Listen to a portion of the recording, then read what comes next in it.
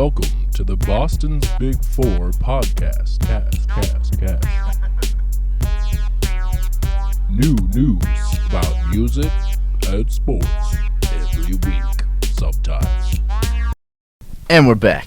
Episode 96 of Boston's Big Podcast. We got a couple special guests in the building. Yeah. Revalation, God Illa. Yo. Fresh off the What release of the new album. RevILlutionAries out RevILlutionaries out Everywhere. now, all platforms. You got CDs, you got physical copies. Not anymore. Not They anymore. sold- They sold out, actually. Ooh, Skrelly you. bucks if you want one. Yeah, Skrelly bucks. But yeah, man, we've been going back and forth on Instagram for a while. I feel like because you started.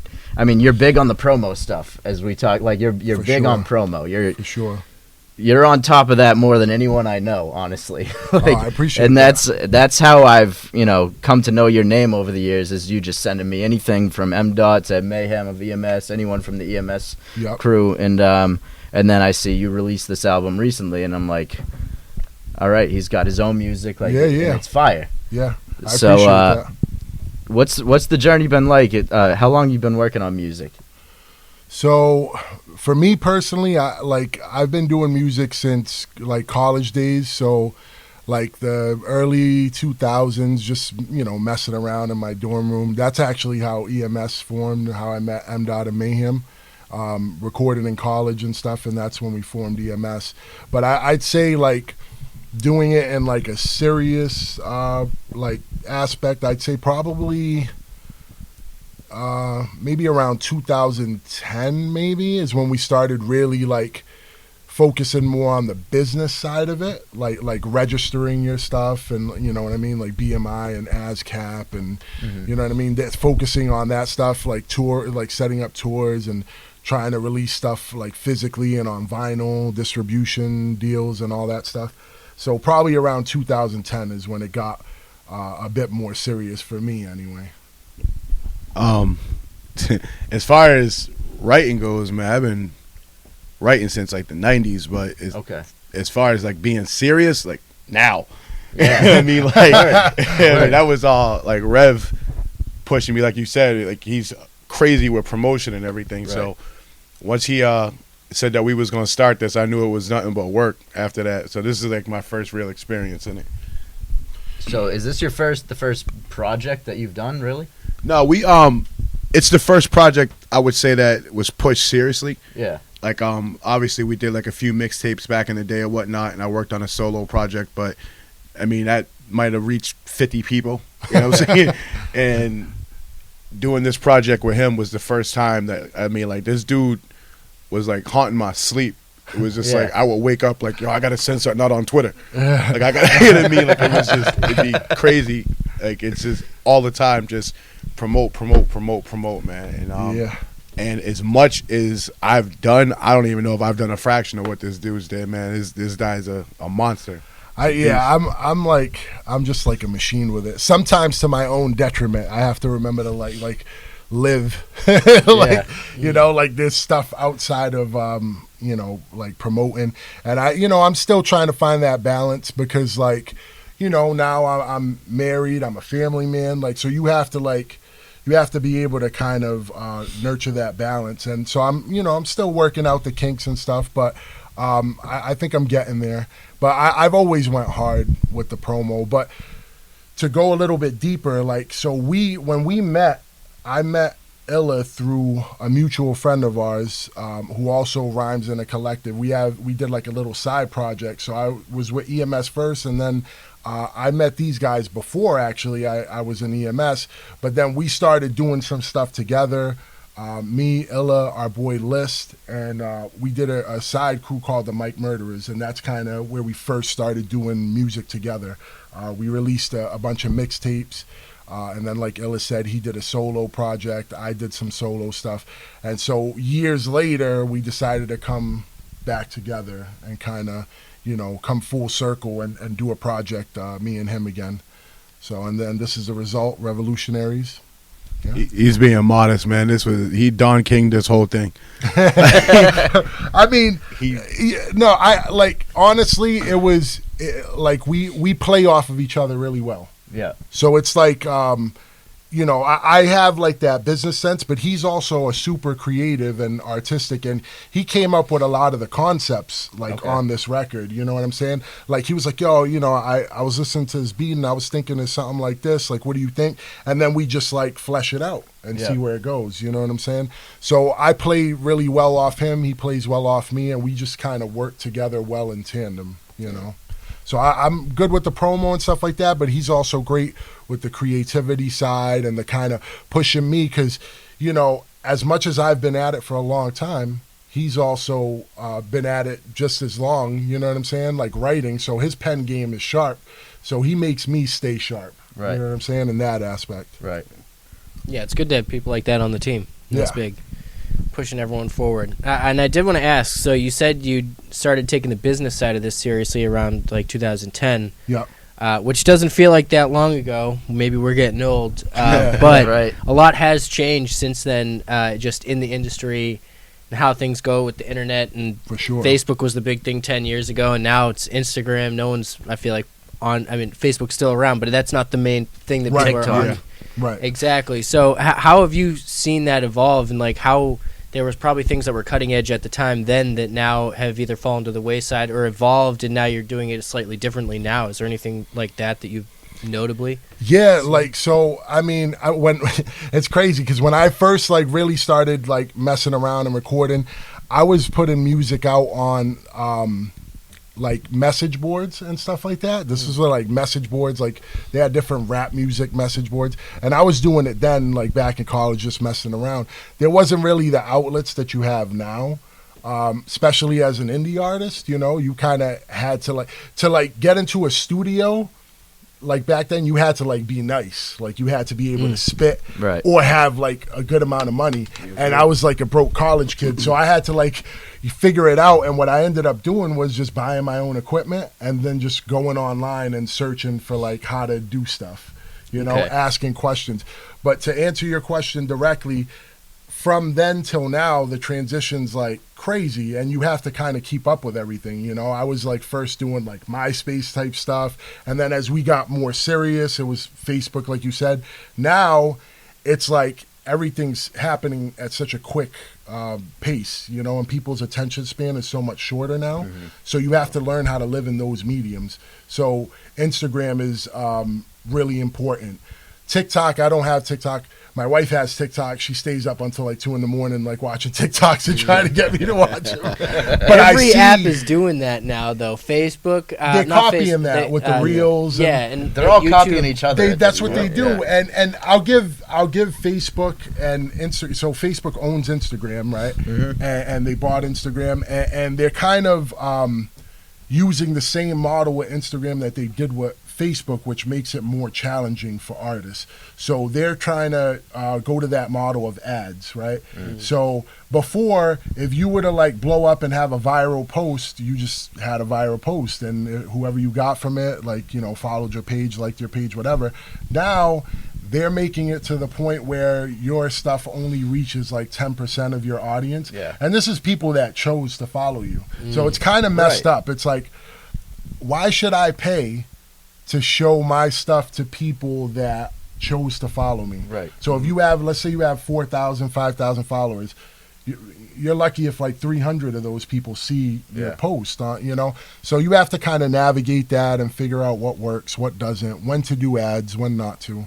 So it's tricky, but I've learned a lot from it, and I've tried to stay ahead of that curve, you know, like especially for our album with the promo and stuff like that. And I've been trying to bring Illa along more so with that, because he's not big on social media. He never has, like, he doesn't really, he's not into it like that, you know. He likes it more for like, you know, following like sports and stuff. So when we were doing the album, I was kind of just giving him pointers and, you know, trying to show him like, use these hashtags as opposed to these and stuff like that, you know. He's saying it really nice.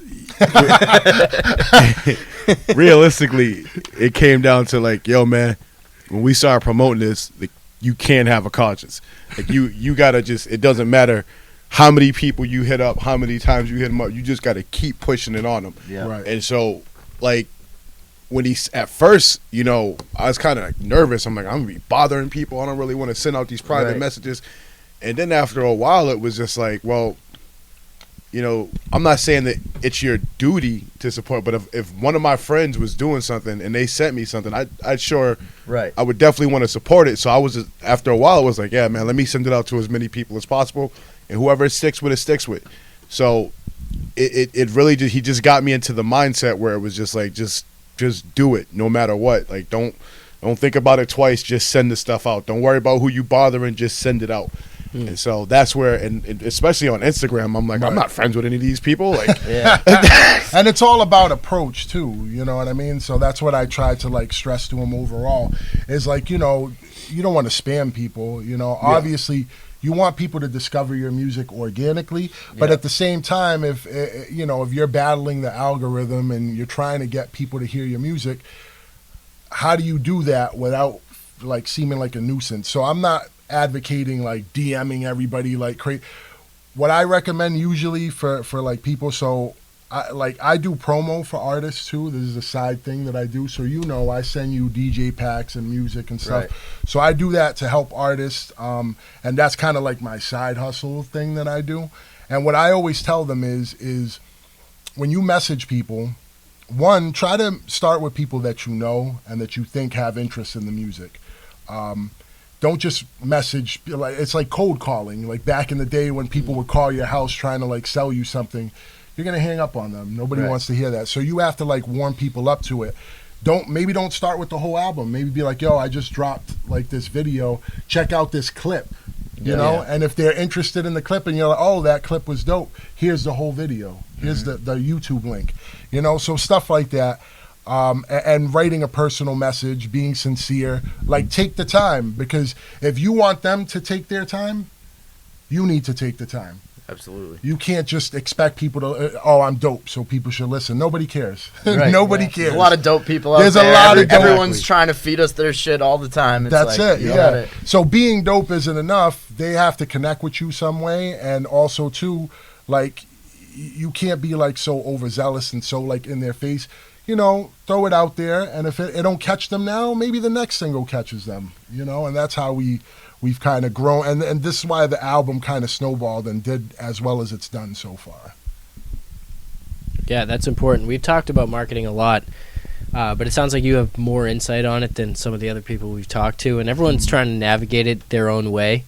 But yeah, it's interesting when it comes down to it's really just getting yourself out there to people that want to see you, and that's hard to do because there's plenty of people out there, and you can pay to get anyone to click it or something, but to get them to stay and want to stay and actually seek you out, which at that point you're beating the algorithm if people are trying to find you, and that's something that it's hard to do because at this point it's almost like every person's page is like a wave crashing on like the entire any audience that could see it, and whoever's got the biggest wave is going to be the one you see. And like I see Drake stuff all the time. I don't know anything about Drake, but there's people that I know personally who I see their stuff less than famous people, and I'm just surprised that you'd think that just based on I interact with that person that it should pop up more, and it's just kind of you would think so, but it's just you know how it is. I mean, for indie artists, it's always going to be like an uphill climb. You always got to fight. You know, like. I'll give an example. So streaming's like the big thing now. You know, it has been for the past few years, right? But you have to find the connection with your audience and find certain niches. So like I was talking to you before we came on about the CDs and selling CDs. So one of the things that we decided to do was do a limited run of CDs, right? Now you would think in this day and age, who the hell is going to buy CDs? Most cars don't even have a fucking CD player. Like, it's not a thing anymore. Laptops don't even have a disc drive anymore. However, that makes it a novelty. Right. And there's a niche for that. So you have to find the niche. So what I did was I put out feelers, right? I would post things and be like, oh, you know, we're thinking of doing a limited run of CDs. If we did, who would be interested? And then I would see who would like the post. I'd write those names down, right? Get those names, and then you know when we finally got the pre-order to the CDs, you know who I hit up? Those people that like the post. So every post I did in relation to a CD, I went back and I looked at all those names. I sent them each a DM. And a lot of those people were the customers that bought CDs from overseas. Of course, some of them were people we knew personally, right? And that's fine. But then what happens is they go and they buy the CD. So now to take it a step further than that, right? This is where a lot of people don't understand the greater picture. And I always try to stress this to like everybody I work with, like whether it's EMS, Illa, Mike Murders, whoever. The bigger picture is you can't just look at what's right in front of you. So most people would be like, oh, it's the CD. I sold the CD. Cool. Boom. It's done, right? No. What you need to do is get those people to plug in and stay with you. And how do you do that? You have that person take a picture with the CD, right? Send you the picture, whether it's DM, text, whatever. Now you post that picture and you tag that person. Now that person feels appreciated for being a fan. They just bought your music. They spend their hard-earned money that they don't have to spend on your music. Now you're sharing it and showing that appreciation. That's going to create a lifelong fan. Because now they're like, okay, well, you know what? They really do appreciate when I buy their music. So the next time they come out with something, I'm probably going to buy it. Right. 9 times out of 10. And that's kind of the bigger picture that a lot of artists don't look at, and you have to try and connect. Because if you're an indie artist, you don't have the machine behind you, so you have to have the personal connection with people. Yeah, two things on that is like, one, there was a lot of people that ended up buying the CD from us.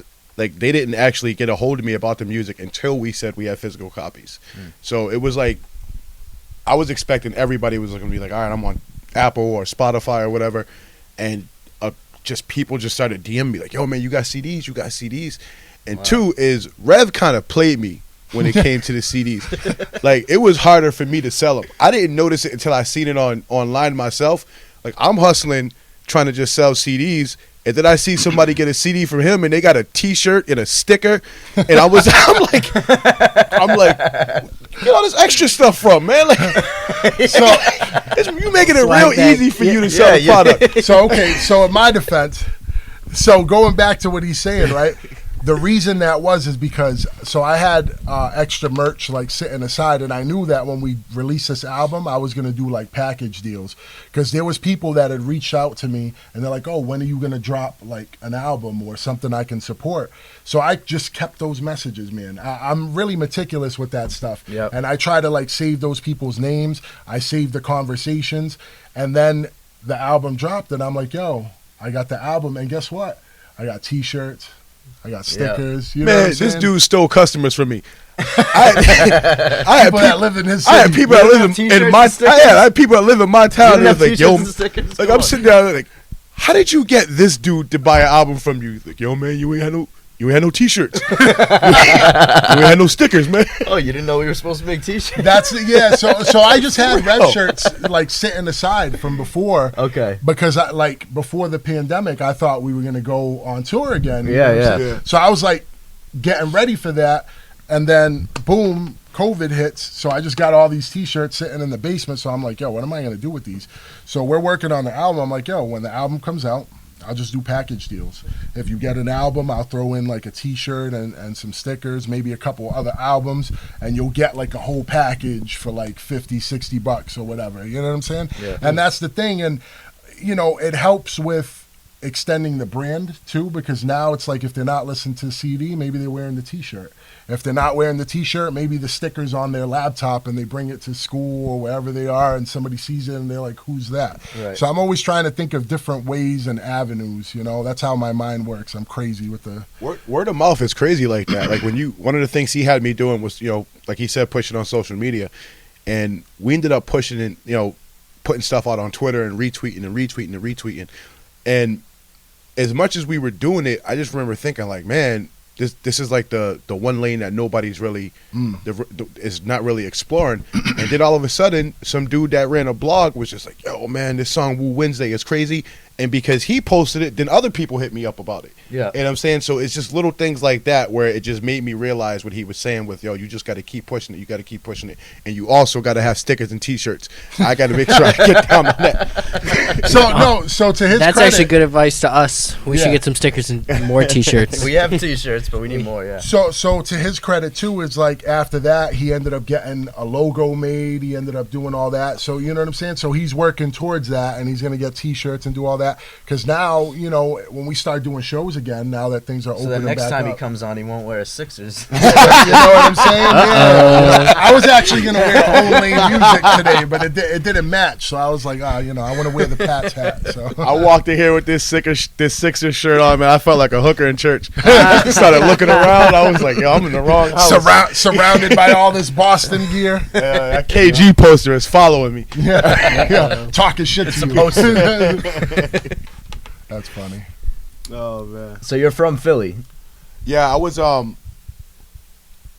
born in Philly, and I moved up to Massachusetts when I was like 8. But I would go back and forth and visit my family or whatnot. Okay. And but as much as Massachusetts is in my heart, and I'm gonna gain some flack for this, I will never be a fan of the Boston teams. I'm always Philly teams. That's fine. You got to root for your home team. Yeah. It's hard though because y'all just keep winning, man. So, you got us in the Super Bowl a few years ago. I will say this. So, side note, I'm originally from the Bronx, right? Really? Oh yeah. Okay. So I lived there till I was about 10. So I know there's gonna get a lot of Are you flack. a Yankee fan? It's good. Like I said, I know there's gonna get a lot of flack. Disguised with the Patriots hat. So listen, MDOT still gives me a hard time about this. In college, it was like nonstop. He calls me a Giants fan. I am not a Giants fan. But what it was so Puerto Rican. You're growing up in the Bronx. The first sport I was ever introduced to was baseball, and I lived like 15 minutes from Yankee Stadium. Okay. So like that was the first sport I ever was enamored with. I used to go to games like back in the this is like I'm dating myself here, but like Darryl Strawberry and that so really young tyke with my grandfather going to games and stuff. So that was the first sports team that I kind of had an attraction to. But then I never really watched any other sports till I got to Mass. So probably I'd say by the time I was like 12 or 13 is when I started getting interested in like football and basketball and stuff. And all of my friends was watching the Patriots or the Celtics.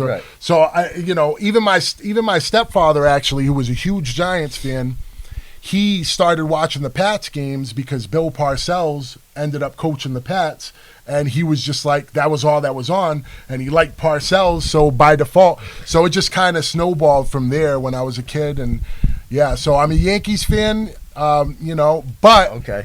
I like all the other Boston teams. I don't know if that makes it any better. Like That's 75-25. You guys can hate like 25% of me. You know what I mean? That's cool. That's but you grew up in the Bronx, 15 minutes away from the stadium. Yeah, you had no choice. Yeah, we used to play stickball in the streets. That was like the thing, we didn't have like baseball because it's like, the city and the hood, and we would just play stickball, and like, you'd hit a home run, and like you'd end up hitting either somebody's window or like somebody's car parked on the street. Okay, I got a question now. This is obscure. This is real obscure. There was a Hey Arnold episode way back in the day where they were playing like baseball in like an empty lot in their neighborhood or whatever, and since they, like you were saying, it's like a home run's like you hit someone's window, so they had lines on this wall. So it was like if it was this high, it was first, like single, second. I think I triple. remember that. Yeah. And then like a home run was like way at the top. Did you guys ever do anything like that? Absolutely. Okay. Absolutely. I mean, because there was like, obviously you have to have some way to like track like a home run or when somebody scores. Right. So we would be like, if it goes past like this car, like that's a home run, or if it goes off of this building, that's a home run. Yeah. Okay. If you get it over here, like if you line drive it off this Jeep, then that's like a single. Right. You know what I'm saying? Like, so we had different little things like that. There must have been mad kids. skilled batters who could place it too. Yeah, and then as I got older, like I started to like suck because I lost my touch, because you had to be like crafty with stickball because you're playing with like a little broomstick and like one of those handballs. And then as I got older, like because I hadn't That's what they play in the Dominican. That's why they get so good. That's why they're so good. They can really time it well, and they could see the ball. It's this little ball like this. So but we definitely did have that for sure. We had to. I cannot catch a baseball to save my life. I'm not gonna. Even with a glove? With a glove? Dude, like I was on my company softball team. They was like, "Yeah, man, you good at hitting. You can be a DH. It's like Mo Vaughn. That's about it, man. Mo Vaughn. It's like Mo Vaun, just big guy For that can real. hit. I could hit, you know what I'm saying? Like, I would always blast one out, but Yeah. that ball be coming. Combined, my we bad. would have been the perfect player because I could never hit. That's funny. Hey, DHs are valuable if, Yeah, if man. you're in the American League. Yeah. It's true. Definitely, funny. man, definitely. So the album Revolutionaries, what's the overall theme of the album? Like, what's the message you were trying to get across, would you say? So Before we came up, I'm sorry to cut you no, off. go ahead. Before we came up with a message for it, the basic point of the name was to combine both of our names. Yeah. So when you look at the cover, it'll say Rev and then Ill, and then the A is capital for Rev and Illa. So I had came up with the name the Revolutioner one that I think I said to combine both of them. And when I said it, we was out at lunch after we was recording, and nobody said nothing. So I'm like, oh, that was stupid. I mean, I was like, I'm sitting there eating my scallops, like, all right, man, don't talk for the rest of the meal. Just nobody liked it. And then Rev hits me up later that night, and he's like, yo, that was a dope idea for a name. I'm like, well, you could have spared my feelings at lunch, brother. I'm saying, like, you know what I'm saying? I do this all the time, by the way. I don't like to give him too much credit right away. Just like holding it in. Yeah. But Suspense is good. but like we was talking about this last night, man. It's kind of like finding like it's not. I'm not going to sit there and say that the album's very political. I'd say it's more of a revolution. Would you say it's with inside yourself? Yeah, so like it's not necessarily like a political standpoint, although there is some undertones of that. Like on certain songs, there are like political because Well, you Where opened we with living. Carlin, so that was like that was perfect. Yeah. And he goes on like a tirade about the government and basically how we're all fucked pretty much, Which like, is true. to paraphrase, but it's true, and anybody that's like ever felt like that, like felt like helpless or like not, no matter what you do, you're in the system and this is what it is. So what we wanted to focus on is more so on like personal upliftment, a revolutionary within yourself and affecting the world around you, like the direct world. So, for example, like, if you could be a better father, be a better father. And then your kid's going to be a better person and he's going to affect, and it's like a domino effect. So it's stuff like that that the album kind of touches on. But there are some slight political undertones. But like he said, the general idea was to include our names in it first. And then it just kind of became this thing about just upliftment.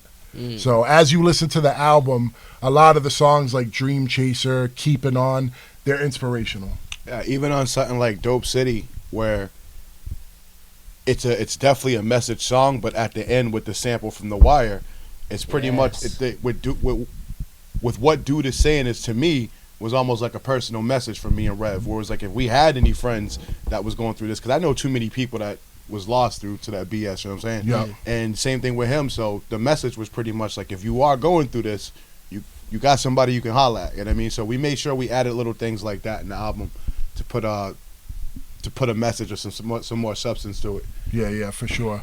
There's definitely a little bit of everything. Like, there's some story records. There's some like real life records.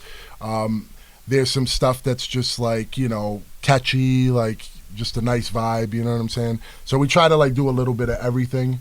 But it's still like predominantly, very lyrical, very hip hop, you know what I'm saying? But just trying to hit a few different bases, you know what I mean? Yeah, it's funny you mentioned that the Wire clip because I noticed that and I was like, I recognize this because I've seen the push-ups in the parking lot quote like a million times, but I was like, I recognize what he's saying here, and then I immediately that guy popped into my head. I forget his character's name. So a funny thing about that clip, shout out to my dude List. So our boy List from the Mike Murderers, we were looking for something that would fit at the end of that song, right?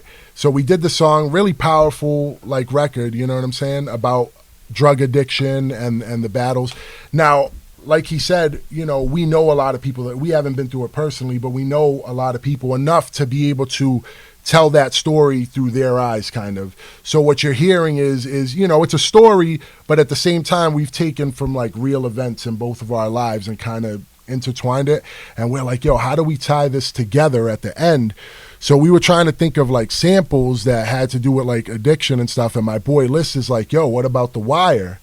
And then he sends me that clip. Now initially it was much longer, it's like he's talking for a while, and I just listened to it and I'm like, yeah, we can't have like this whole like 3-minute rant. We got to kind of trim it a little bit. So I cut like certain clips and like kind of tied it together, and that kind of made it like 30-40 seconds, but it doesn't even feel like that long because what he's saying is so powerful, so moving. Oh yeah, so that's shout out The Wire. Shout out The Wire, one of the best shows ever, man. Absolutely, love that show.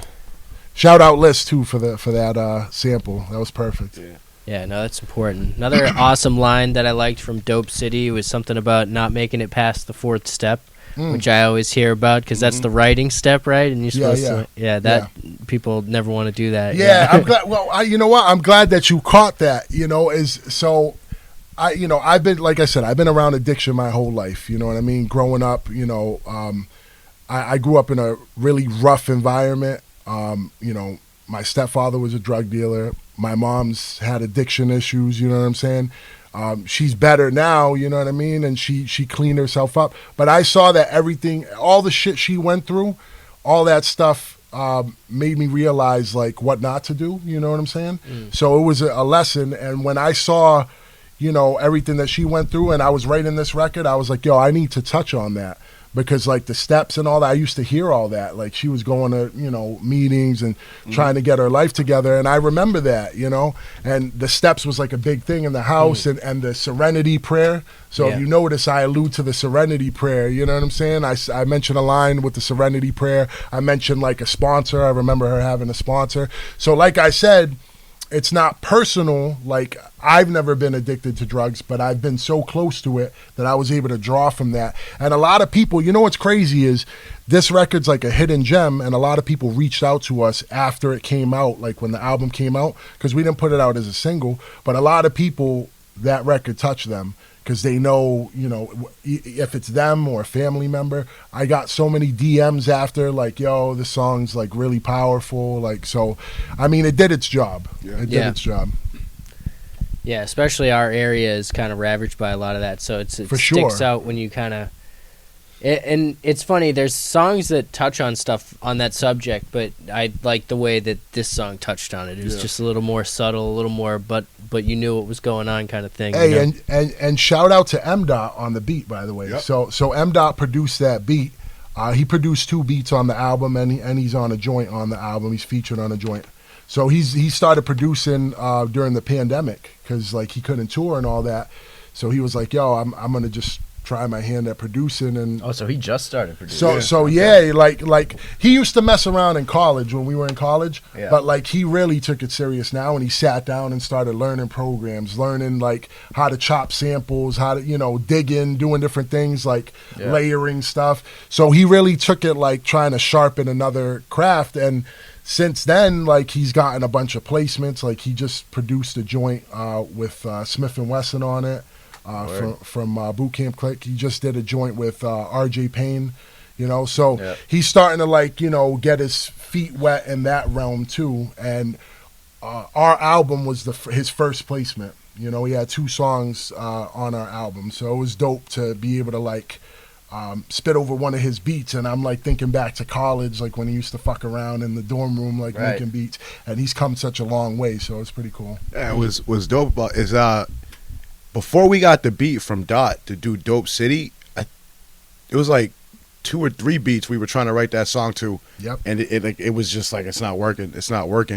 And then I'm not even saying this to my own heart. Like we got that beat, decided it was going to be Dope City, and I might have wrote that verse in like 20 minutes. Yeah. Like it just all flowed out after just that. Clicked, it was just yeah. like, and he said, yo, he was like, that's the one right there. We were going through beats, and like nothing we came across worked for what we were trying to get across. And then we got to that, and he's like, yeah, that's the one, and then boom. There was a lot of subjects that we had that didn't make the album because we didn't find the right beats for them, and I'm really glad that we found that beat. Yeah. So Oh, so do you have enough scrap work from that first album that there will be another album soon?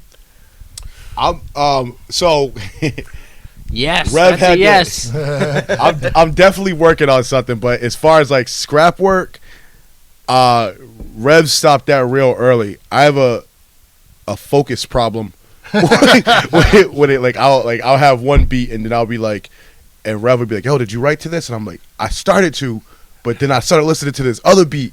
I hear that a lot of musicians have this problem. Yeah, Right? he gets his focus shifts a lot. So Yeah.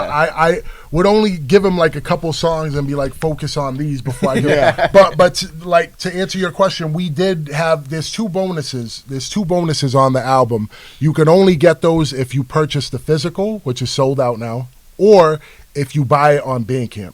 Those are the only two ways. So you can't.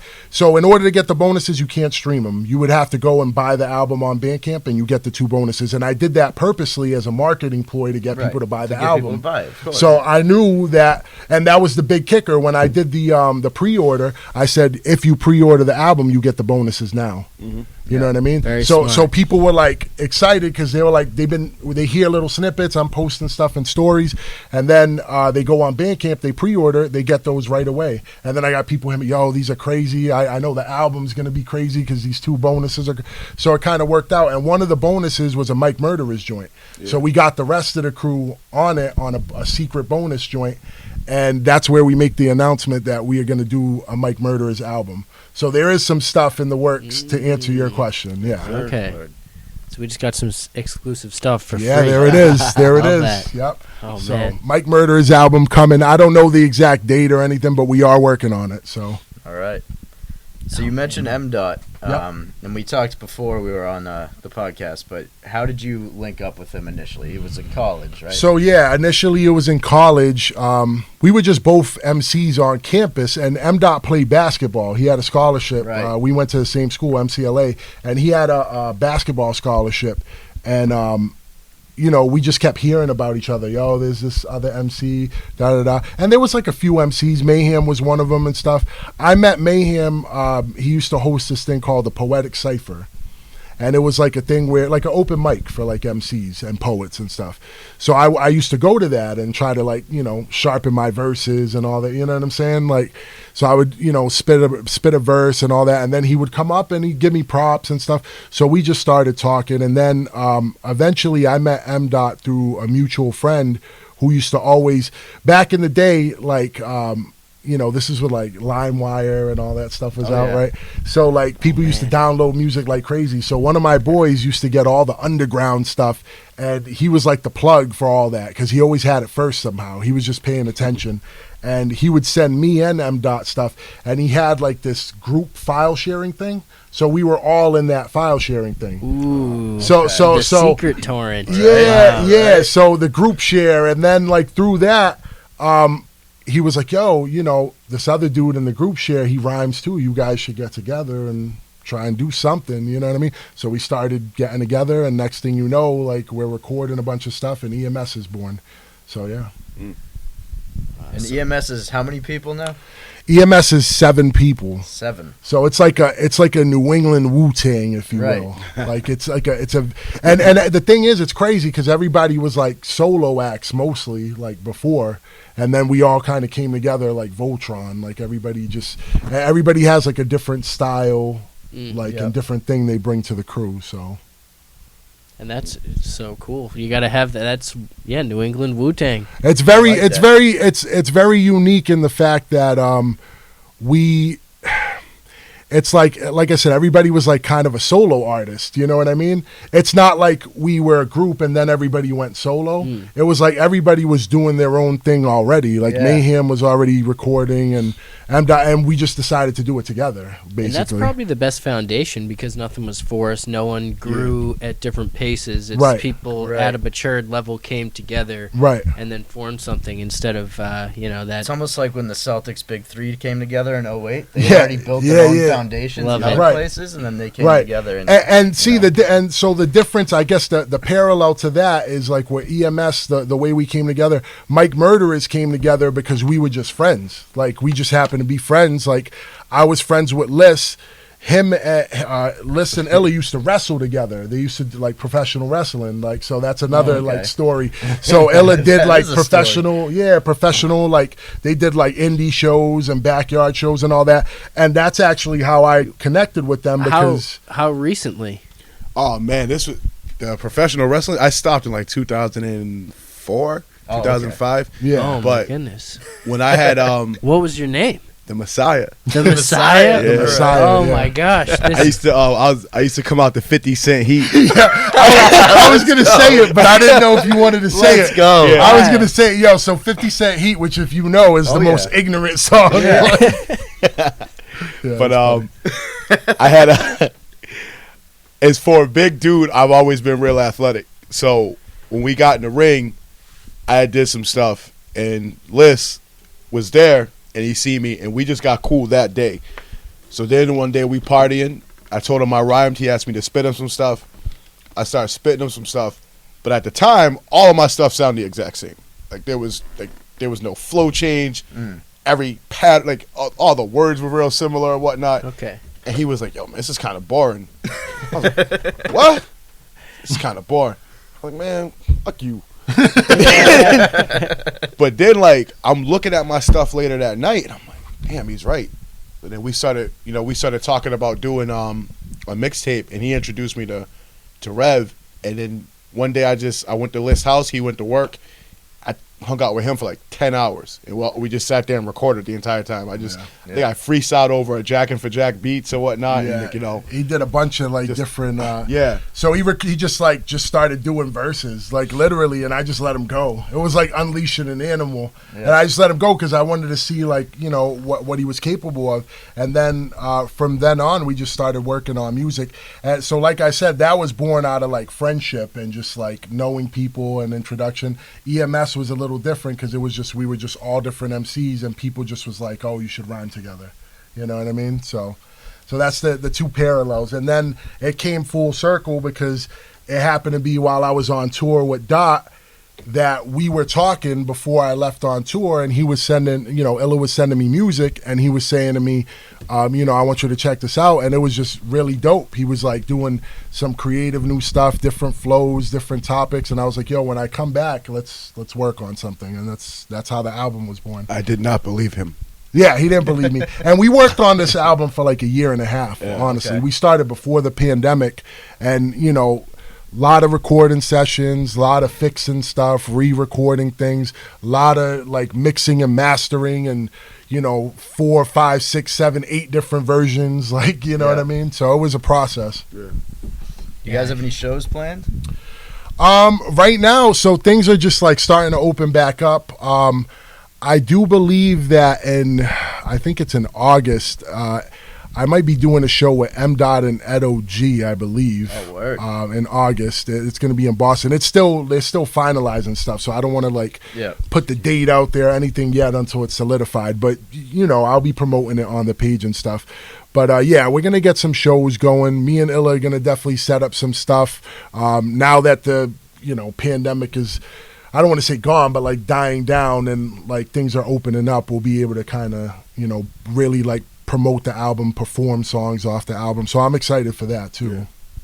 Yeah. I'm really looking. I mean, I ain't got much more to add to it, but I haven't performed since like 2013. So like I'm like really looking forward to it. Hell yeah. The pandemic hit you hard. That was the thing, and that time period is when like we didn't lose touch as friends, but we weren't really MCing together. Right. And without having Rev there to like really push, I was just making music and then walking away from it. Like, you know what I mean? And then I hooked up with my boy Lou and my man Cut, and we started just working on music.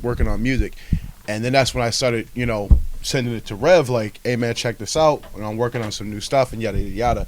And plus it was like the last time I had rhymed with him, I think I've always been pretty good lyrically, but like there was a lot of things that need to be, a lot of edges that needed to be rounded off or whatnot. Mm-hmm. And at this point, I feel like I had got there. So when I had started sending it to him, he seen the improvement and was like, we should really start working on stuff.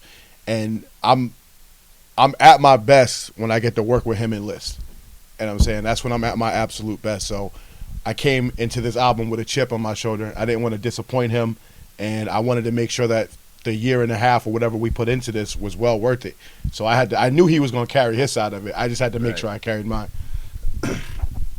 Yeah, man, and to go off of that too is, like I said, he came into it with a chip on his shoulder, and that made me work that much harder because I saw how serious he was taking it.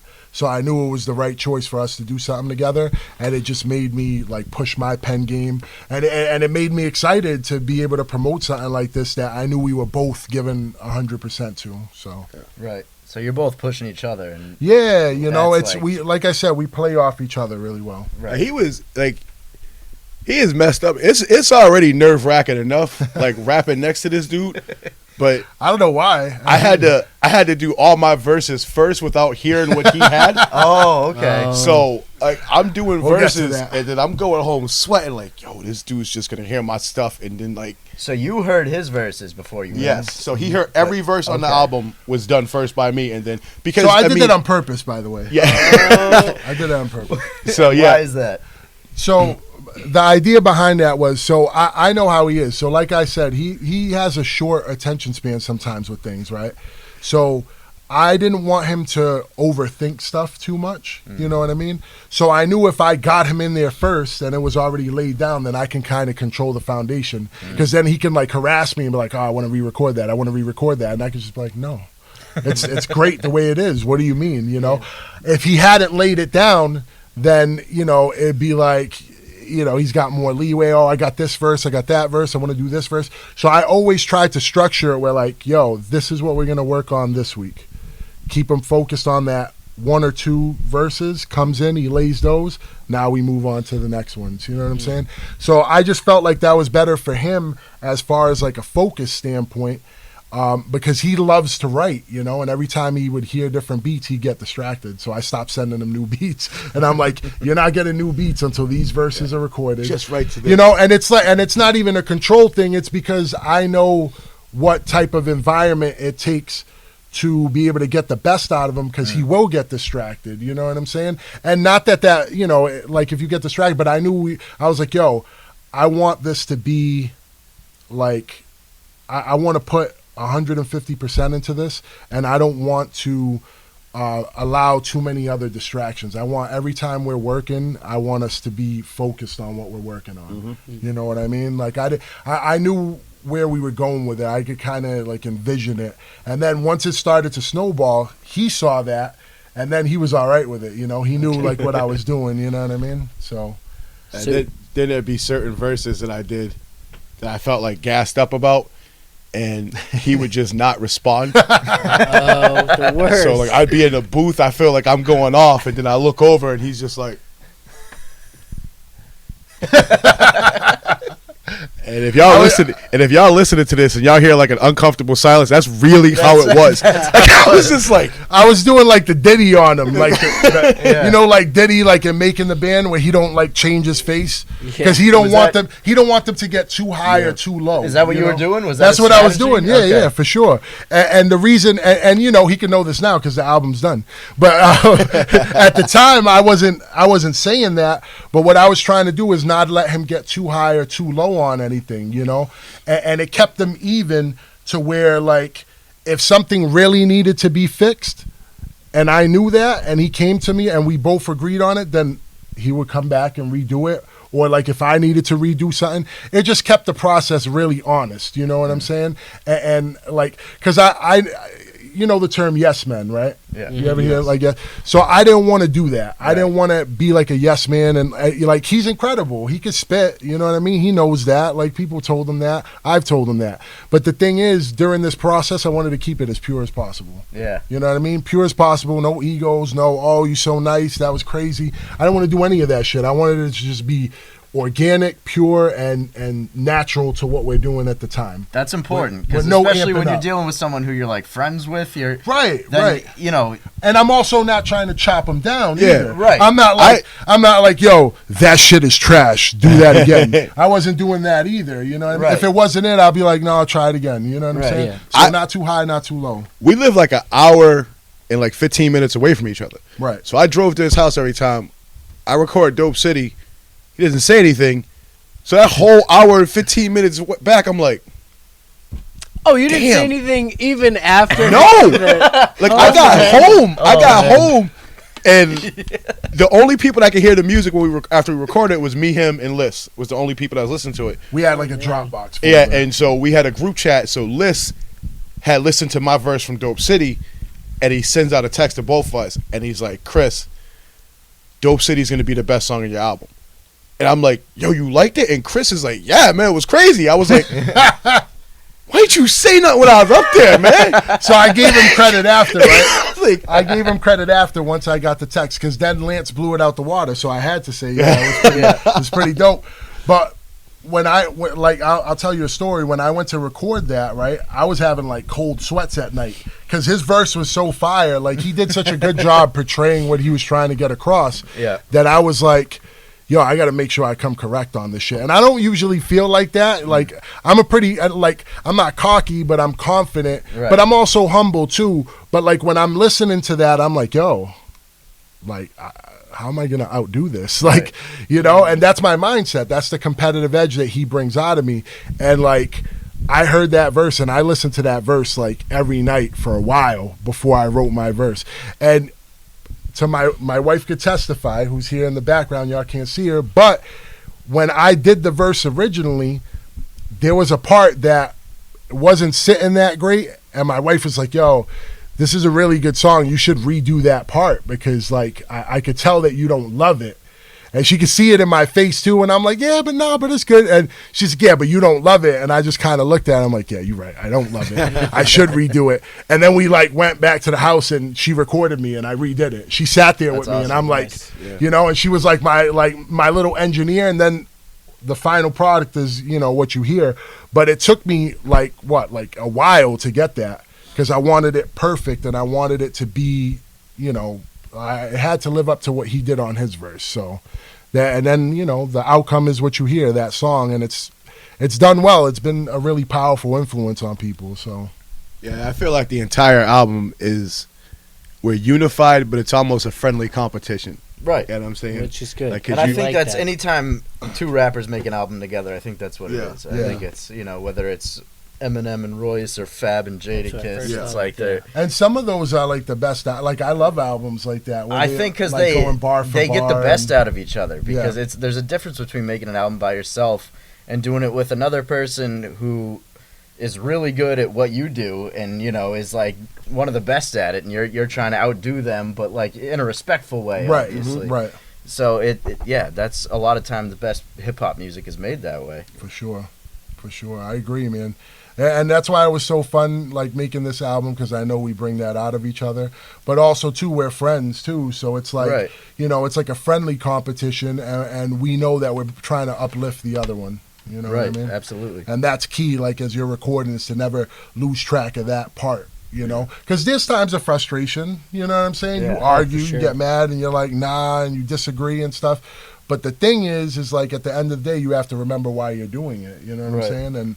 And you're trying to, like, you know, put together this art that you hope people will connect with. Right. You know what I'm saying? And that's kind of like the end goal. And, you know, I'm just glad people are connecting with it. In a way, it's probably easier the process is probably easier to make an album with another rapper because you're constantly being pushed. Yeah. You're constantly like, oh, I need There's to. no slack time, Like, for there's sure. no slack time at all. Yeah. M-Dot gives me a hard time because he wants me to, like, finish my solo. Yeah. And he's producing my solo, and he keeps getting at me all the time in text, like, yo, when are you going to record another song? Like, Yeah. you only did one song over one beat, and I'm just like, oh, man, he's right. And it's just hard to get motivated sometimes, you know, Right. especially when you don't have somebody to play off of to push you because, you know, we got other life shit, you know what I mean? People work, people got families, people, you know, married, this, that. You got other things going on, so you have to find pockets of time to be able to do the art, and it's hard sometimes to get inspired in those pockets, but you just have to sometimes, no excuses, just do it and buckle down. So I got you, Dot. I'm working It's on on it. the way. I'm working on it. I think it's a lot harder for somebody like Rev though, because it's not, and this isn't down on myself or anybody else, but my job is easy. give me a beat, I write to it, I spit, it's over. Yeah. Rev's job is everything else after that. You know what I'm saying? So Yeah. everything that even going down to setting up something like this, that sitting here with y'all, this is from him. And I mean, working and sending things out. So I could see how it would be hard to get motivated to just sit down and write when you're doing everything else. Is, you know what I mean? As part of the thing for me, it's just like, oh, you want me to write an album? All right, cool, I can get this done. You giving me all these beats, cool. For him, it's like, all right, I'll get to this after I do this, and then after I do this, and then after I do this. Right. So I can see why he's why the motivation or whatnot is lacking a little bit. But when it gets there, I'm 100% confident that this dude's gonna lay down a classic, man. 100% confident. I appreciate that. Thank you, sir. Thank you. Yes. Yeah, man. You know that he's right. That's the thing. I get spread thin sometimes. Yeah. I just have to know, how to better manage my time and remember why I do all the other stuff. You know what I mean? If That's it wasn't the for thing. the music, I was gonna say, do you find sometimes you kind of lose track of what you really want to do because you're spending so much time doing the promotion, setting up interviews, doing all that, and then you're like, wait, why am I doing all this? Because of the music. I need to actually focus on the music. and that's, as an artist, that's the hard balance. Half the time, some people don't even know I'm an artist because I'm doing all the other shit so much that it's like they forget, you know what I'm saying? And then, that's when I know, all right, yeah, it's time to release some new music and let people know I still do this. You know what I mean? So, yeah, it's a hard balance. Do you like having control of that yourself, or would you prefer, do you think it would be better, in an ideal situation to have that taken care of? No, he needs the control. I do. Yeah. He needs it. He will spaz out if he didn't have that control, man. You heard it here first. She's down her head. It's not even that I'll spaz out. It's more so that I don't when this is your baby. This album was our baby. I don't trust it in nobody else's hands. If it ain't me and him, I don't trust it, he's the only one I would talk to and maybe list about it, our ideas, for videos, this, that. But I'm very hesitant. A lot of it's my anxiety because I have severe anxiety. So a lot of that's my anxiety playing into it because I have a healthy distrust of people. And when you care about something so much, you're scared to give it to other people. And you're worried that they won't treat it with the same care that you would, if that makes sense. Yep. Right. So I rather just do it myself because I know that I'm going to always give it 100%. But I don't know if I hire some publicist or some promoter or whatever. I don't know. I might just be another paycheck for them. You don't know if you're really in their best interest. Right. Yeah. And so here's the thing. To that end, also, when I promote music and stuff for other artists, I treat it like it's my own music. Yeah. I do everything the exact same way. Yeah. I send it to the same people. I promote it through the same avenues. I don't do anything differently because I treat artists if they hire me to push their work, I treat it like if it were my own work because I know that's how I would want somebody to treat it. You know what I mean? So yeah, that's why I am like that. Dude is militant. I'd be on my way to his crib, and then he's sending me texts while I'm driving what's your ETA? What time you get? And I'm like, so it got to a point where I would get to his house and I'd be like, I can't text you when I'm driving. You know that, right? It's illegal. That's the test. You can. So after a while, I just started sending him ridiculous messages back. He'd be like, yo, what's your ETA? And I'd be like, yeah, that's what's up, Chris. Yeah. And then he'd be like, I'd be like, huh? what does that mean? Yeah. What time are you getting here? And then next thing I know, he'd be at my door, knocking. So he would just do shit like that to me. But it's funny, it makes it lighthearted. It keeps things lighthearted. Yeah. So. Yeah. That But was fun. I mean, I joke about it, man. But without it, the album would have really been lacking. So that extra push that he gets is very much needed, man. So I mean, I know we laughing and joking about it, but this dude is the nucleus to everybody around him, man. And that from the top to the bottom, everything has to go through him. Because if he's not helping, I have some people that I'm working on music with, and even though this dude's family to me, I'm like, we need to pay Rev to promote our stuff. And then even with this, even with this album, we're sitting there talking. And I'm just like, you should have more money than me. You get that, right? Like, I was just like, more of this should be. He's like, nah, man, we did this together, and I'm like, did we? Did I? Like, this thing, I'm following your lead, brother. So, yeah, no, I mean, I definitely do a lot of stuff, but again, like a lot of that's by choice. You know what I'm saying? But he's definitely helped in a lot of other aspects too, which I appreciate, because you can't do it alone. It's a duo album. And, like I said, he's contributed with ideas, helping with video ideas, concepts for songs, you know what I'm saying? And even him just like driving to come to the studio, you know what I'm saying? Like I never had to leave my house. He always came to me. So that makes it easier too, you know what I'm saying? Yep. So all those things contribute to it. Mm. Yeah, absolutely. It's a give and take for sure. You gotta pull your weight.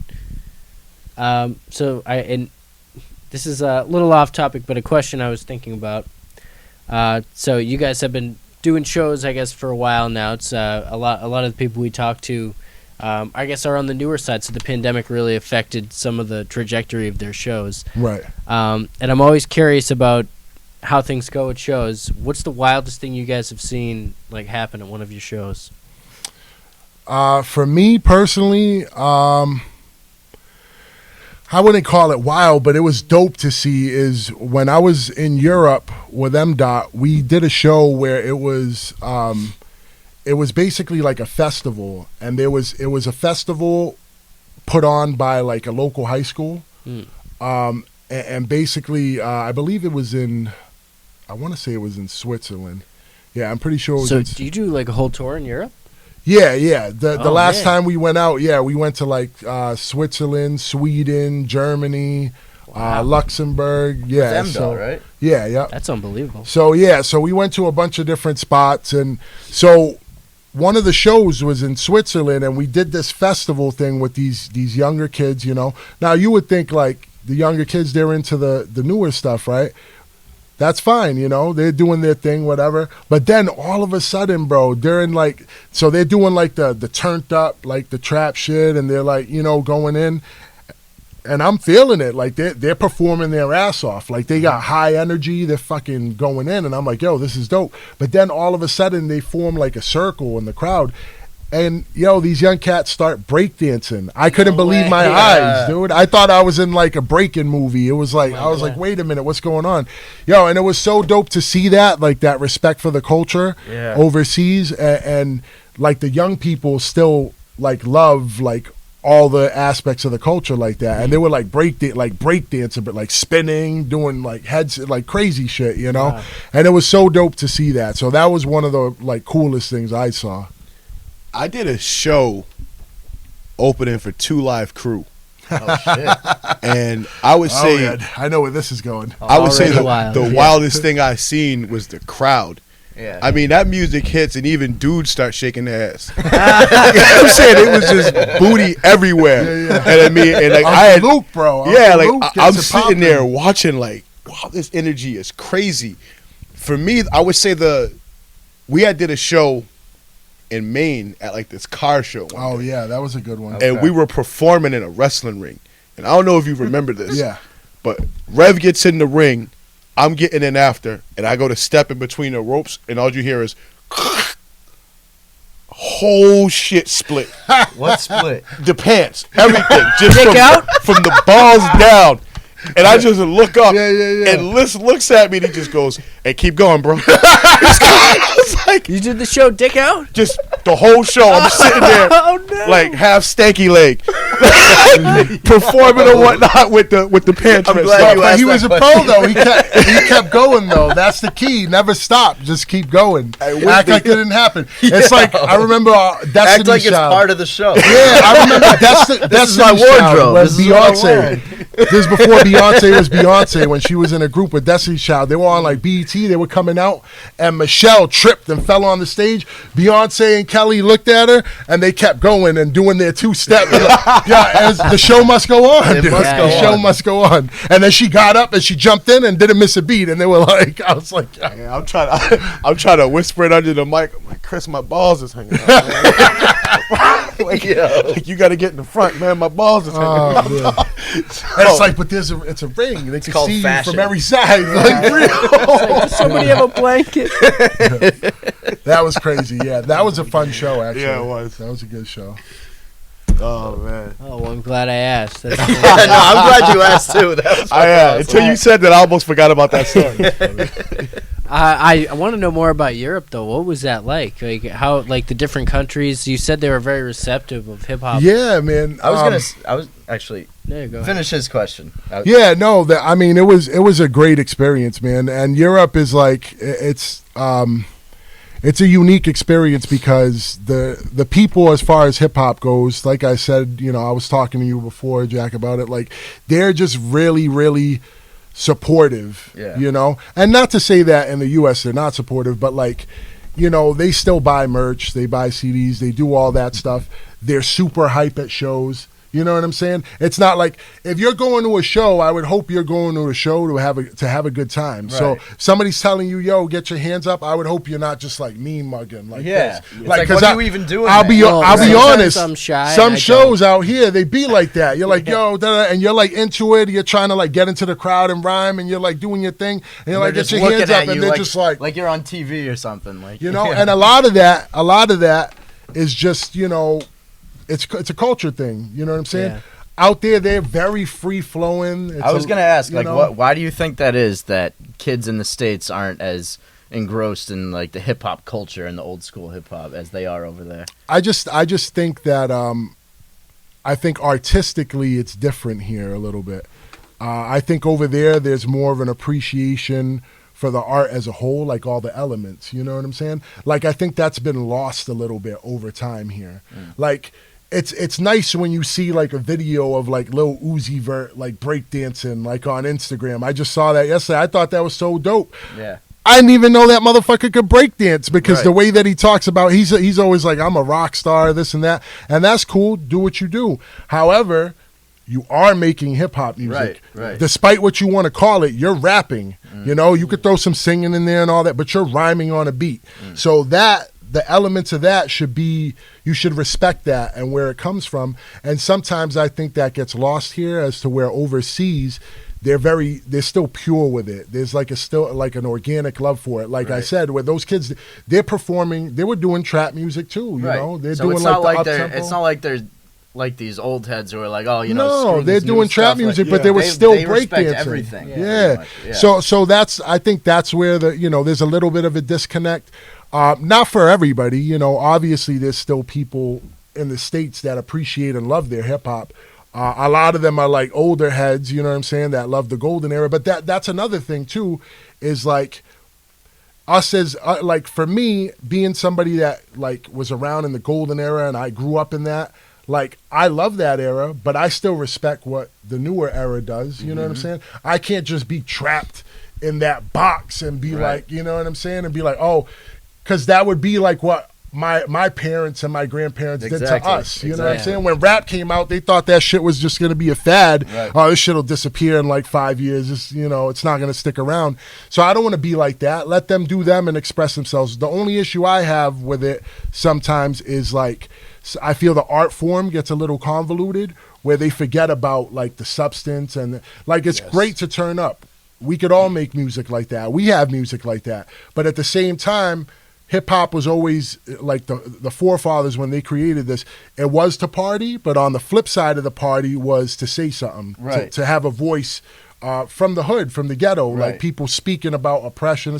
So you got to kind of have balance, Yeah. So not every artist can do it. If the only music you're making is the turn up shit, then you're not really.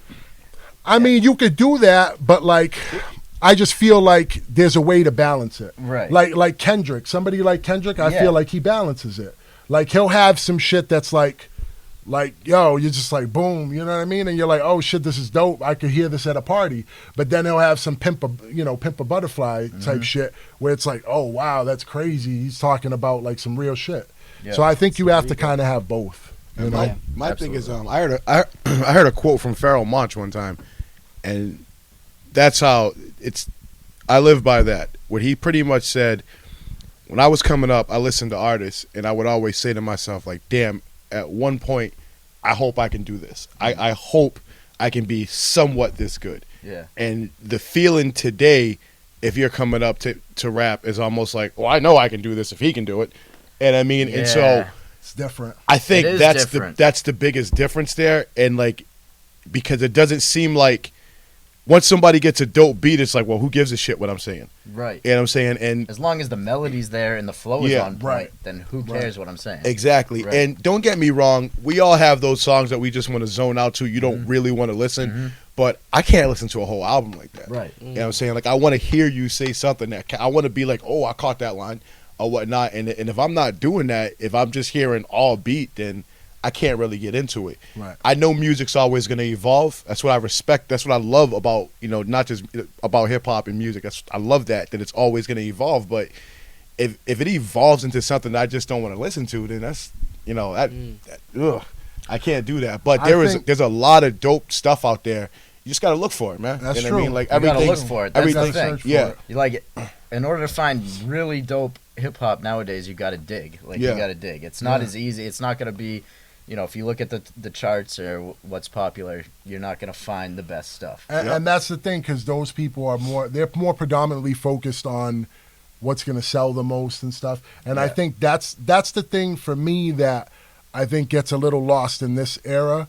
Like, I like a lot of stuff. Like, I love Cole, I love Kendrick, you know what I'm saying? I like a lot of different stuff like that. There's a lot of dope artists, and I listen to turn up shit and all that. Like, you have moods, pockets for certain things. Absolutely.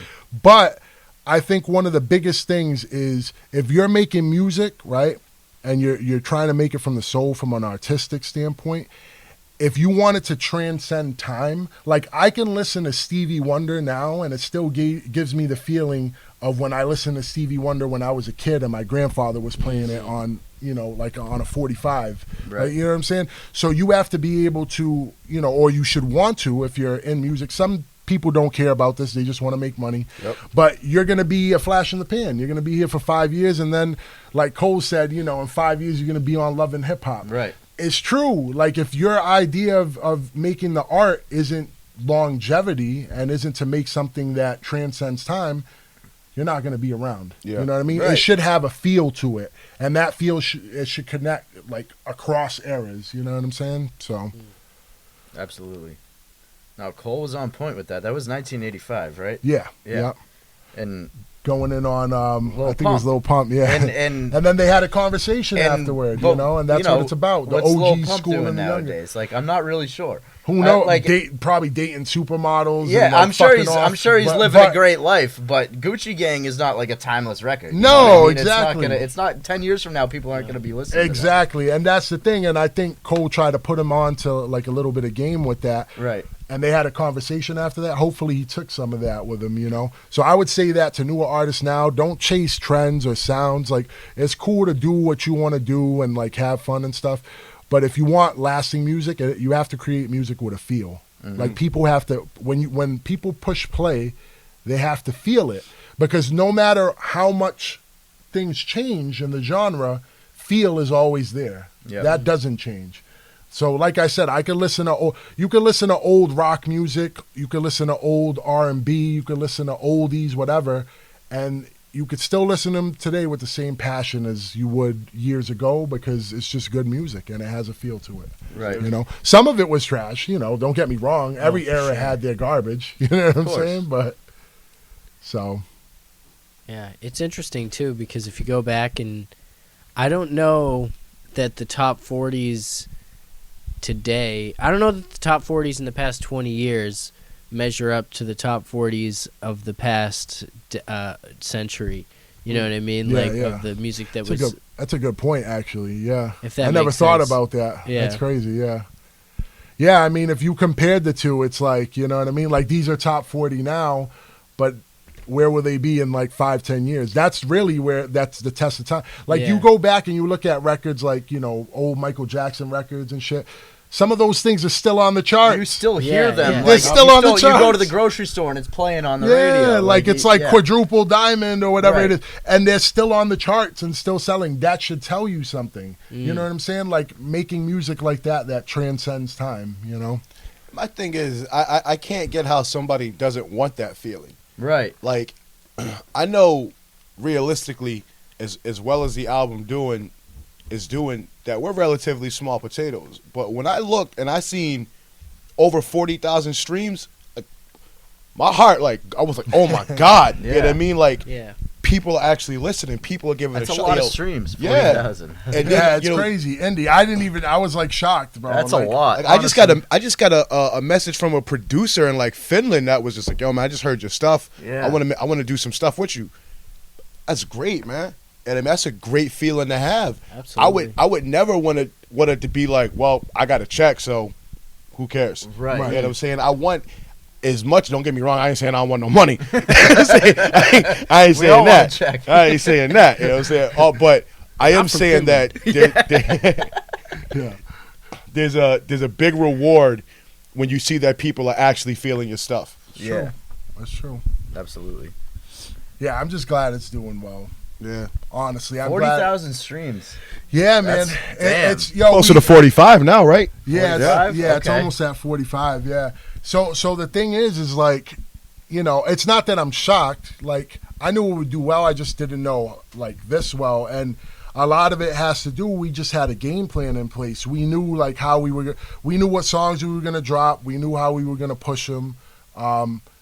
You know, we knew, like, we've been talking about the videos we want to shoot and why, and about making videos different, not just like traditional rap videos where it's just somebody rapping in front of a camera for 3 minutes, you know, like trying to really have treatments and different stuff and being creative with it. So I think all that stuff kind of is transferred over and people have been receptive to it. And a big thing too, honestly, whoever's listening, like artists that are listening to this, when you listen to this, playlists, man. Like, you know, that's the new thing. And streaming, you know, as much as you want people to buy your stuff, the way people are going to discover your stuff is through streaming. You know what I mean? Absolutely. So it has its pros and its cons. Like, you know, obviously as artists, you don't want to get like, you know, 1/10 of a penny or whatever for like a stream, you know, but like he just said, somebody from Finland hit him up to work. You know what I mean? That's what streaming does, because it provides that global scale.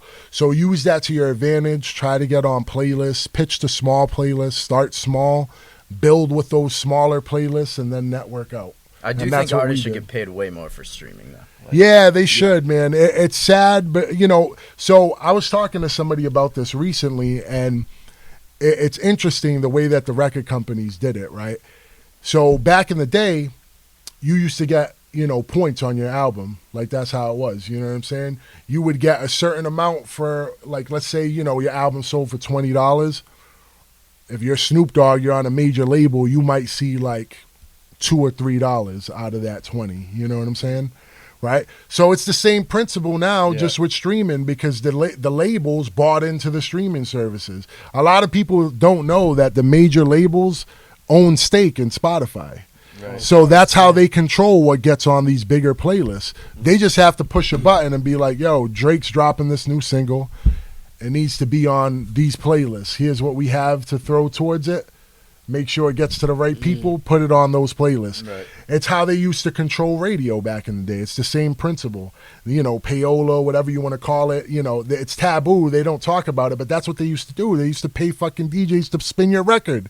You know what I mean? Especially if you were a new artist and nobody knew who the hell you were. How else you think your shit's going to get spun 50 times a day? You know what I mean? So they're doing the same thing, but with playlists now.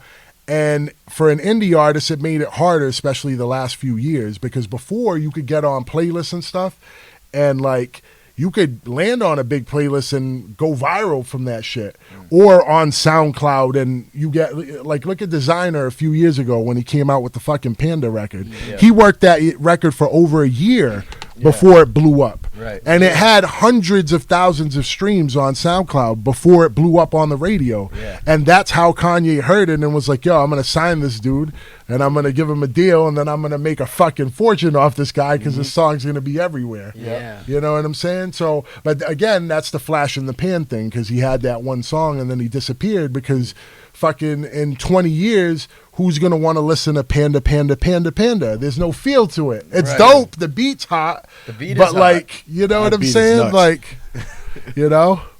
But you know, I'd is rather what it is. listen to Joyner's version of it. Yeah, listen, it is what it is. You know, I'm not everybody get your money, do what you do, but at the end of the day, don't forget the art form.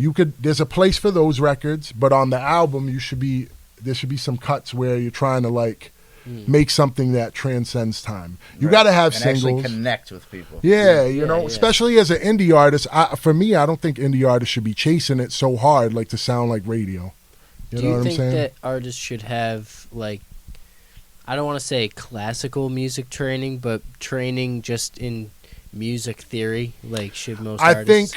I think it helps. In hip hop, it's not as commonplace. Yeah. So, you know, because most hip hop musicians don't play, you know, they don't play like instruments and stuff.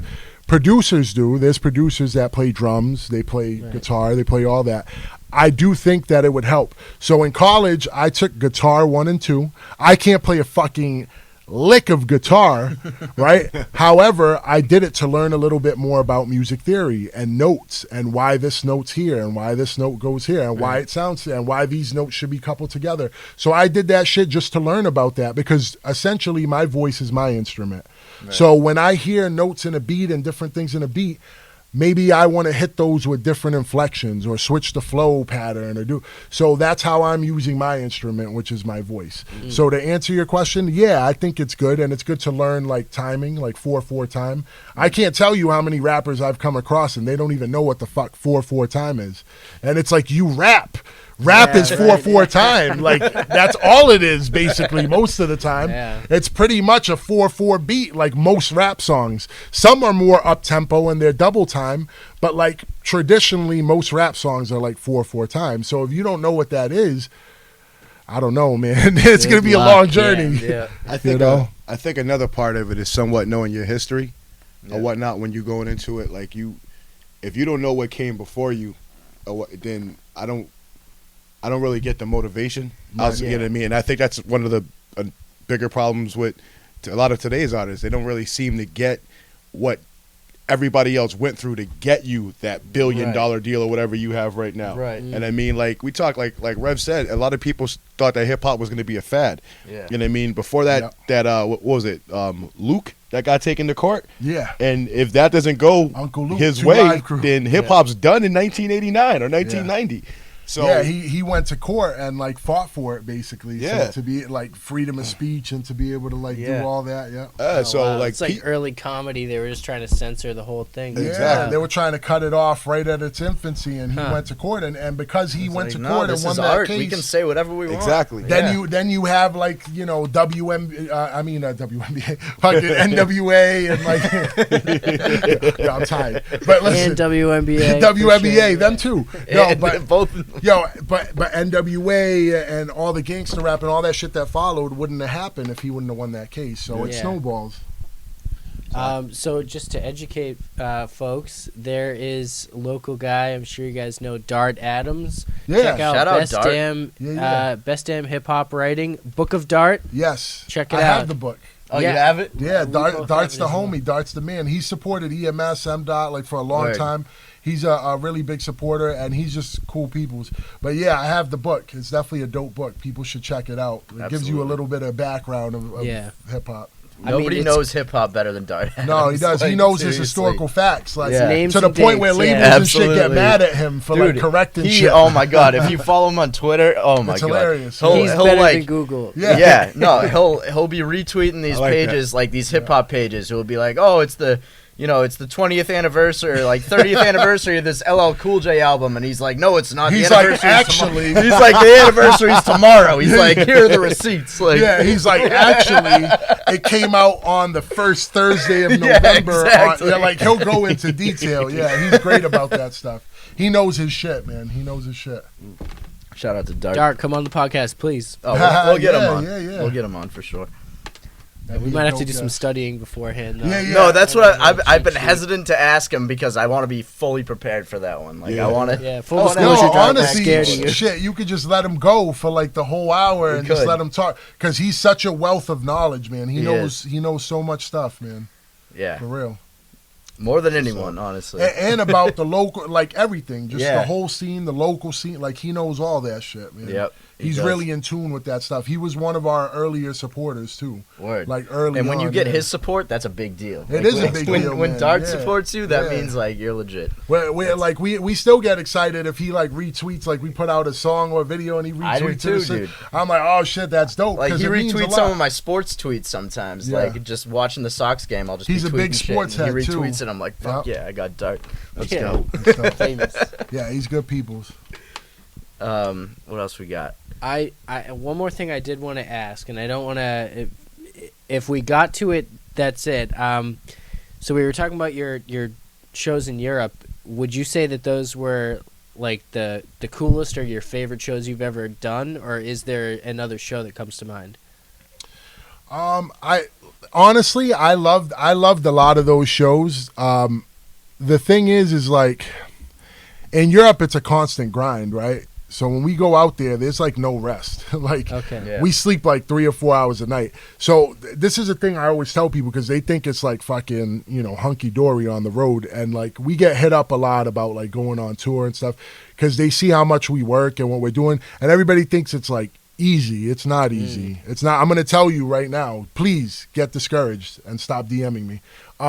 It's not easy. And I'm not saying that to be a dick. I'm saying that because if people only knew the work that went into it, they might be a little more like hesitant. Because, we're sleeping 3 or 4 hours a night. We're traveling city to city, walking, taking buses, taking little like fucking motor planes, whatever it takes to get to the next country, the next city. It's not all glitz and glamour. The shows are great. It's fun. It's a great experience. I wouldn't trade it for the world. But people that think it's like this easy thing and we're like on vacation, it's not vacation, yo. It is not vacation. That shit is work top to bottom. We get up, we sleep like 3 or 4 hours. We get up, we go out into the city. We're promoting, we're handing out flyers, we're putting up posters before the show. We're talking to people. We're trying to get people to come to the show. You know what I'm saying? People that might not know us in the city. We're trying to get them to come to the show. And then also, after that, we're going back, we're rehearsing, we're changing stuff in the set. You know what I mean? Oh, you have to adjust. Each crowd is different. You know what I mean? Each venue is different. Some venues are bigger, some are smaller. Some are. So we had one where it was like a business crowd. They hired us to do like a business Oh, like event. a corporate gig? Yeah, Oh, like a man. corporate gig in a building, in this huge ass building with all these people, and they're drinking I hope champagne they at and least shared some smoking food. fucking cigars, and we're trying to get it live and popping in here. Were We they did. hip hop fans? Like they were. Yeah, they were hip hop fans, but like, a lot of them were like older than us even, and some of them like way older who probably didn't even listen to hip hop. But the idea was, when we went in there, it's to make everything high energy and up tempo, so they have no choice but to get down with it. Right. Yeah. So that's what we did, and then we switched stuff. We did stuff that they might be more familiar with, right? Like we took beats that they would know, and we just spit over those beats instead of our own beats. That's the adjustments you make. So we're doing shit like that. We're promoting. We're handing out flyers. We're going to sound check before the show, doing that. You know what I'm saying? And then, after all that's done, then you do the show. Then you're selling merch. Then you're taking photos. Then you're talking to fans. Then you're trying to create relationships with promoters and people so that you could come back out in the future. So it's a lot of different shit. Doing all that on 3 hours of sleep. Yeah, and then you go home to the hotel. You hopefully go to sleep eventually and then wake up and do it all again. And you do that for an entire tour. So it's not as easy as people think. But to answer your question, I do love the shows in Europe, but it is a lot of work. But I love shows in general. To be honest, I love connecting with an audience on that level, no matter where it is. I just love people. I love the fact that people would even listen to us live. I think that's dope to me. If they're coming out and they're coming to see us, I appreciate that. So, You still get nervous when you perform? nah, not really. Honestly, I used to. I used to get like crazy, Aren't like you butterflies. supposed to? Huh? I hear you're so. I get always like supposed to. a little anxiety because I'm just a fucking anxious person to begin with. Yeah, You know what I'm saying? I'm just very anxious to begin with. Anytime So you're getting on a stage in front of people, you're gonna get anxiety. yeah, so it's more like I want to hurry up and do it because I hate waiting around. But it's not so much like nerves, like oh my god, like there's so many people. I used to get like that back in the day. M-Dot, like he used to tell me all the time, yo, don't worry, and this is when we were like first doing it, and then after you do it for so long and you've performed so much, it kind of becomes like riding a bike, like second nature. So now the challenge is like, you know, just trying to outdo the last time, kind of. Yeah. You know, how can you make it better? What can you add to your stage performance and stuff, energy-wise, crowd interaction-wise? We do a lot of different shit. We do like little we have fun up there. We do dances. We do crazy shit. You put on a performance. Fun, Yeah, literally, Yeah, it's a performance, you know? Yeah, So- those are the best As it should shows be. too. Yeah. So now I am curious: is it possible to get nervous on stage after your balls have been exposed to an arena? Da-dum-dum. Is it? I'm That's curious. that's like the height of nervousness right there. So you've already reached that.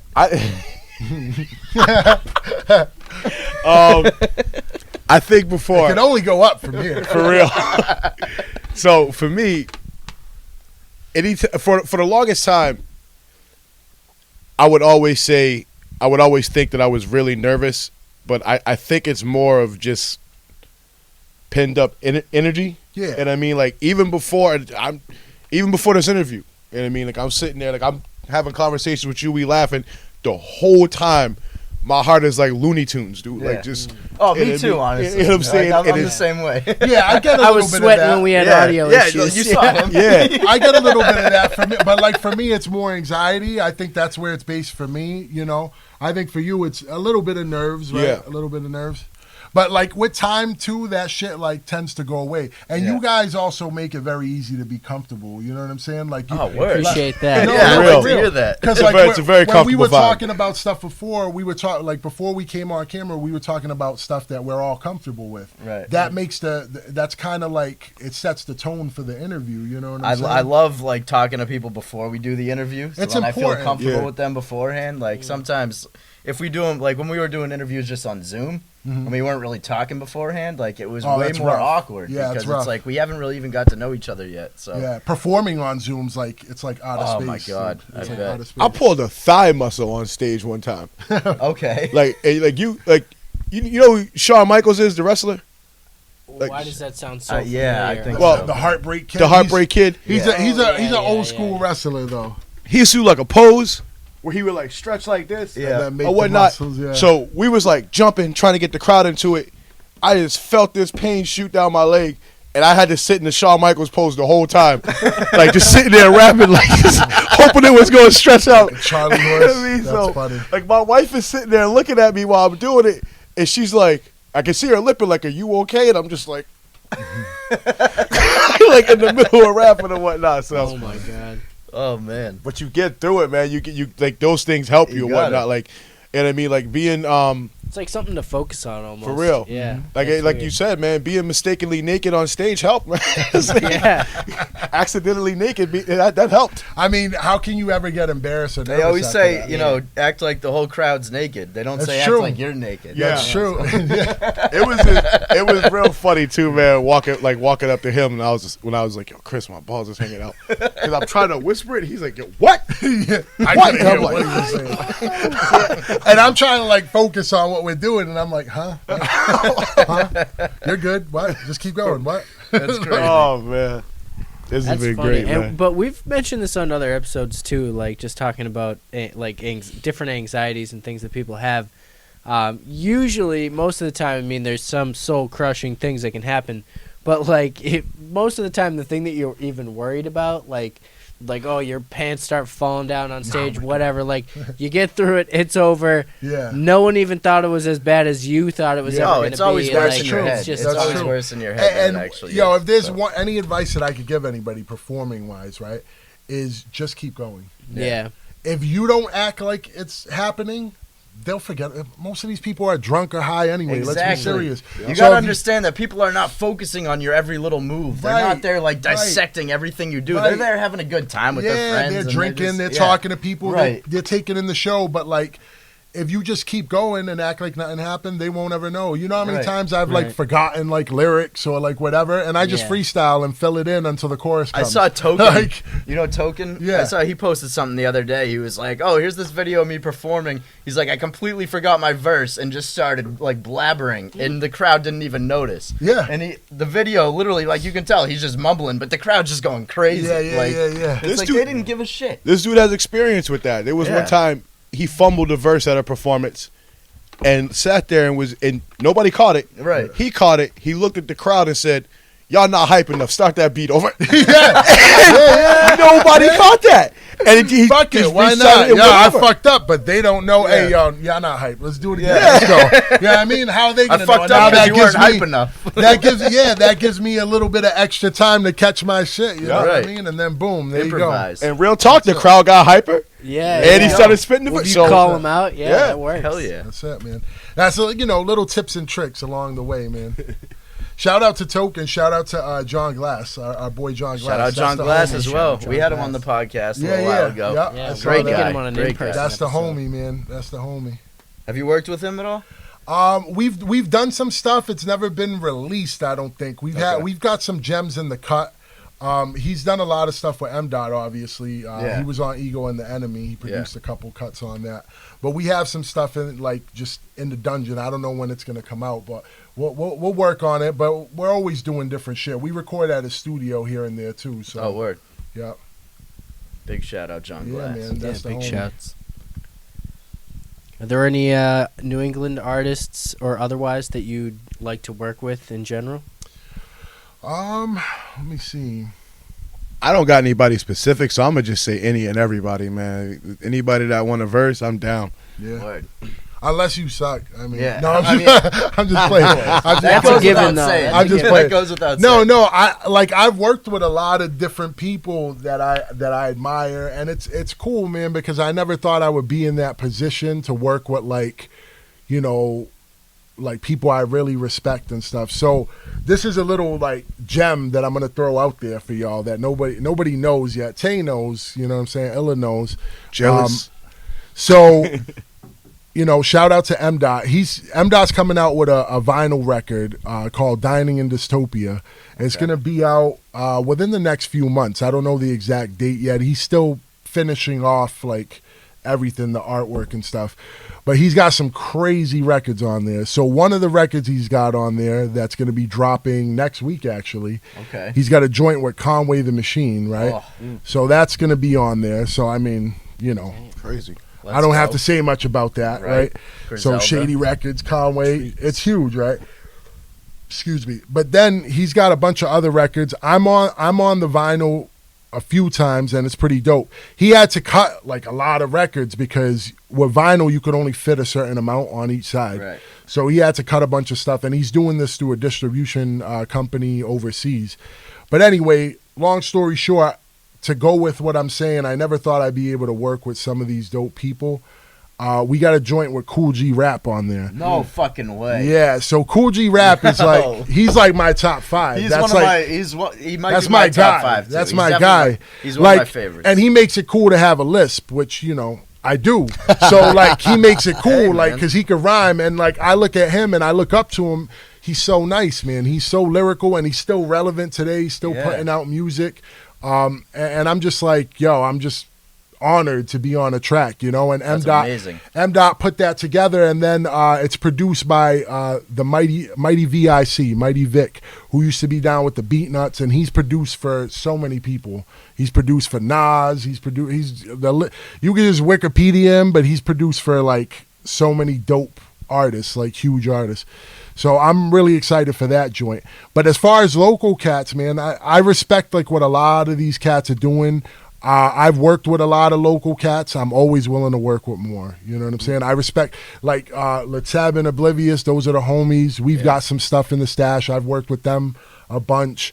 And there's a bunch of other cats that I who I really like to work with? I'll put it out there now and see if we can make it happen.